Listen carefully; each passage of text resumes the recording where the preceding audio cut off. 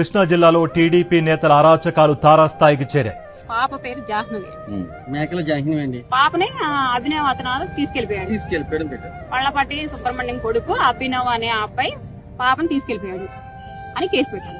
మాకు న్యాయం జరగాలని చెప్పేసి సీఏ గారి దగ్గరికి వస్తే సీఏ గారు చూస్తున్నాం ఎదుగుతున్నాం అన్నారు. తర్వాత 3 days అయిన తర్వాత మినిస్టర్ గారు ఫోన్ చేసి ఏంటి మీ పాపని ఏం చేస్తారు, ఏం చేద్దాం అనుకున్నారు, ఫలానా చోట దొరికారు అని చెప్తున్నారండి. మాకు న్యాయం చేయండి అని అడిగామండి.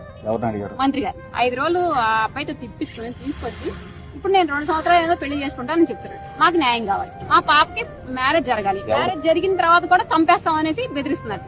అదేమండి పళ్ళపాటు మీరు ఇప్పుడు మంత్రి గారు చెప్పి మీరు పాపతో పెళ్లి చేయించినా కూడా చంపేస్తామని చెప్తున్నారు. చంపించేస్తాం, ఏం చేస్తారు, మీరేం చేయలేరు అని అంటారు. చిలకలపూడి పిఎస్ వద్ద బాధితురాలి తల్లి ఆత్మహత్య యత్నం చేసింది. పురుగుల మందు తాగిన బాధితురాలి తల్లిని ఆసుపత్రికి తరలించారు.